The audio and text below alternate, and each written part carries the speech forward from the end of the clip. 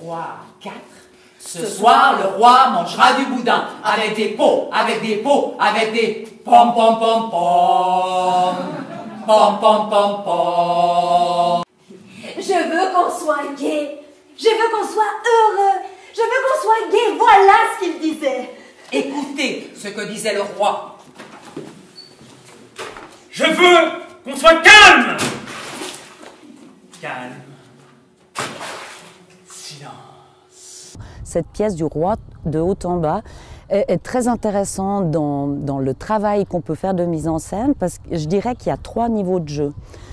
L'histoire, c'est un homme qui vit avec sa femme, sa belle-mère et sa belle-sœur. Et en fait, ces 3 femmes viennent chaque soir au théâtre pour raconter au public l'histoire du roi. Donc un des premiers niveaux de jeu, ce sont ces 3 femmes qui s'adressent directement au public. Par moment, elles vont jouer des scènes qui ont eu lieu par le passé.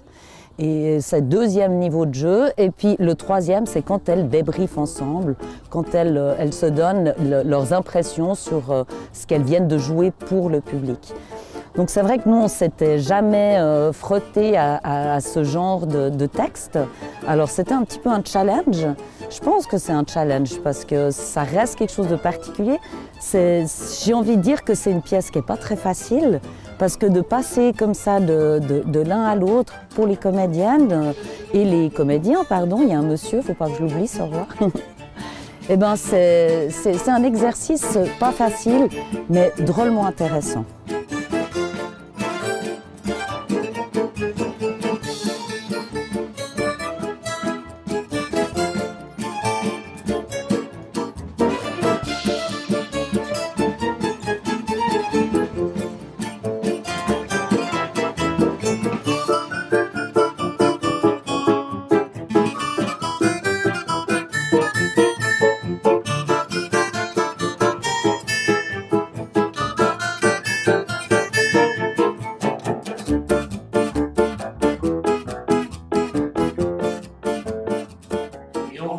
Sans savoir ni comment ni pourquoi, on attend, c'est ainsi, c'est la vie, c'est la loi. Ce qu'on ressent tout fort au fond de soi, c'est l'impression d'un terrible et grand froid. Le boudin est bon, mais j'aurais préféré du ragoût. Et puis l'eau est froide, j'ai les pieds comme des boudins, justement. Qu'il dit les pieds dans l'eau, je n'y ferai jamais. Ça c'est les bonnes femmes. Quand on est fatigué, elle râle. Quand on n'est pas fatigué, elle râle. Quand on veut pas parler, elle râle. Quand on veut parler, elle râle parce qu'on parle de soi. Et de quoi voulez-vous bien qu'on parle si on parle pas de soi? Figurez-vous que l'autre jour, pendant que j'essayais de vendre une cassette d'eau de toilette, un monsieur m'aborde. Vous croyez que ça va être intéressant? Cheveux blancs, ondulés, fournis, beau costume rayé, bague en or, cravate à fleurs et petite bedaine symbolisant la réussite sociale. Exactement ce qu'il me faudrait. Vous n'avez pas honte de faire des rêves pareils à votre âge? Il m'aborde à distinction. Sinon, je n'aurais pas répondu, évidemment. Je travaille. Et pendant ce temps, ici, c'est le stupre. Il m'invite à boire un thé chez l'écuyer. Chez l'écuyer? Oh, 5 fois plus cher que chez Bonardel, qui est déjà 2 fois plus cher qu'à la brasserie du, et qui elle-même est plus chère qu'elle. Demande 2 thés au whisky et 2 babao. Rusé avec ça. Avec de la crème fouettée. Fouettée. J'aurais dû me méfier. Et vous vous mariez quand? Il m'offre une cigarette, allume son briquet en or. L'approche trop, me brûle le nez, je pousse un cri. Ah. Je laisse tomber ma cigarette, je sens le brûler, je pousse un 2e cri. Ah. Je fais un grand geste, je me lève, je maudis, et je renverse les 2 thés au whisky et les 2 babas au rhum avec de la crème fouettée sur son beau costume rayé, sa cravate à fleurs. Quelle horreur! Tu crois vraiment que ça va se finir par un mariage? Vous savez ce qu'il m'a dit? Ce n'est rien, chère petite madame, ce n'est rien. Je l'entends d'ici. Et il en a profité pour te proposer de passer chez lui pour changer de pantalon. Tous les mêmes. Non, non, non.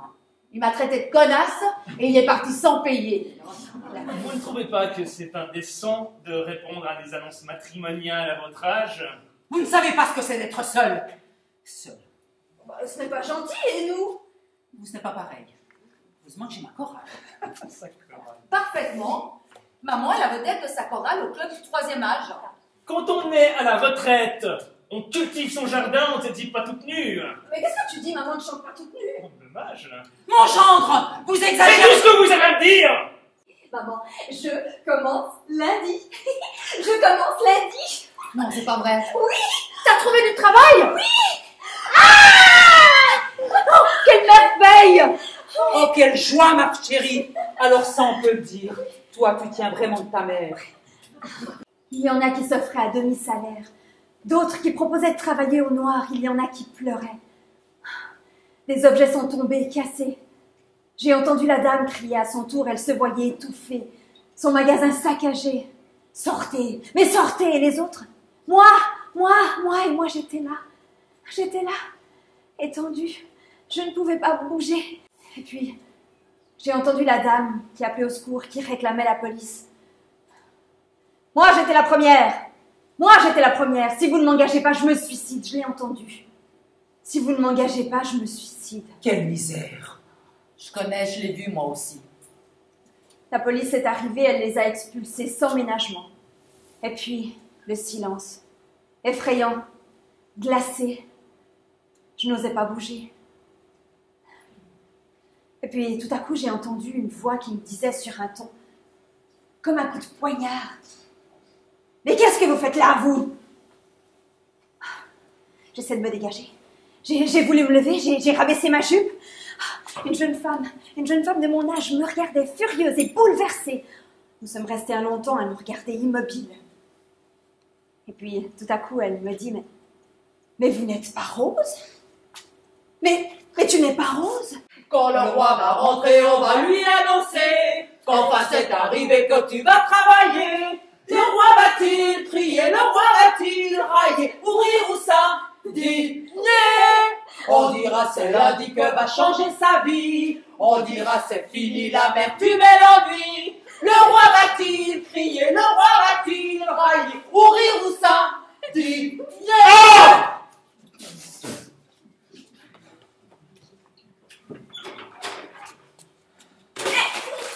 Mais tu n'enlèves pas tes chaussures pour prendre ton bain-de-pied aujourd'hui? Mon Dieu, quel événement, quel jour! Je ne peux pas. Ils sont trop gonflés. Elles sont incrustées dans la peau. Après, j'essaierai courageusement. J'essaierai. Mais tes chaussures, dans quel état elles vont être? Non, ce sont les vieilles. Oh, douceur. Je sens que ça me fait du bien. J'entends une musique. Un gazouille pédestre. Bain de pied! Ce pied congestionné sont tout gonflés! Ils sont sur incrustés, ne veulent plus s'arracher. Il va falloir lui proposer un jour de lui couper les deux pieds. Et de les remplacer par dans du bois sculpté des pompiers. Il y a un monsieur, un original qui vient souvent au magasin. Je n'ai pas compris tout de suite qu'il venait aussi pour moi. Un collectionneur d'escargots. Quelle idée! Il passe ses journées à rechercher des escargots sculptés, des dessins d'escargots, des objets d'escargots. Un jour, par hasard a-t-il dit, il s'est retrouvé à la brasserie où je mange ma salade de midi, il s'est assis à ma table. Il dit, ce n'est pas l'homme, puis la femme que Dieu a créé en dernier, mais l'escargot. Et qu'ayant atteint ce stade suprême, il s'est reposé, et depuis ce temps, il se repose en regardant vivre l'escargot émerveillé. Mais une chose le chagrine Dieu, c'est que cet être si parfait est comestible. Tous les hommes qui mangent des escargots iront en enfer, et seulement eux, disait-il. Il me faisait rire. Il disait, vivre, c'est se passionner. Il ne vivait que pour sa passion. Il écrivait des traités sur l'escargot, des chansons, des poèmes sur l'escargot, jusqu'au moment où Il m'a invité à venir chez lui pour admirer sa collection d'escargots. C'est tentant, un homme qui vous fait rire. Mais ne crains rien, mon petit roi. Je n'irai pas. Je suis malade. Dans cette scène d'où c'est paisible. Malade. À sa place, tout un chacun resterait au lit. Lui, c'est un miraculé de la médecine. Économie. Le maître mot. Économie. Le grand dada. Économie. Femme de ménage a été licenciée. Économie. À la cantine. Fromage ou fruits. Économie. 2 manteaux par paire de porte-manteaux, ce qui permet de supprimer un porte-manteau sur 2. Économie.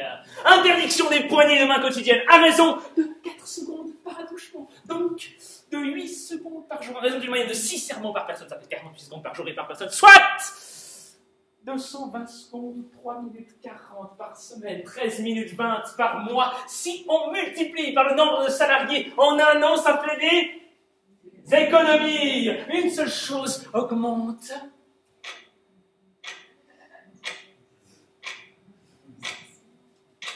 On réagit, paraît-il, quand on est un homme.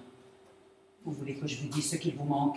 Ce qu'il vous manque, c'est l'énergie des femmes, leur capacité à surmonter les épreuves. Tu devrais te taire, tu sais, maman. Ils nous quittent toujours, ou ils meurent. Minables. Être ou ne pas être. Mais quelle drôle de question. Hein. Mais il y a une chose que je voudrais te dire, Jean. Une chose importante. Je t'aime.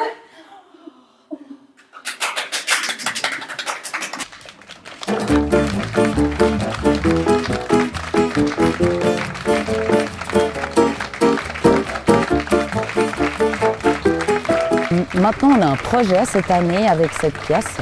C'est qu'une fois que les représentations à Loing seront terminées, on souhaiterait pouvoir rejouer cette pièce dans différents lieux, avec plusieurs objectifs. Un de ces objectifs, c'est de se confronter à un public différent, de tester un petit peu nos capacités d'adaptation face à des lieux nouveaux, voir comment est-ce qu'on arrive à s'organiser. Et puis, le troisième objectif, c'est que le projet qu'on vise, c'est de s'inscrire au Festival d'Avignon pour 2017.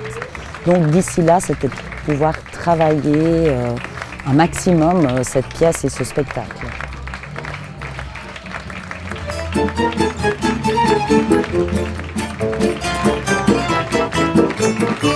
Thank you.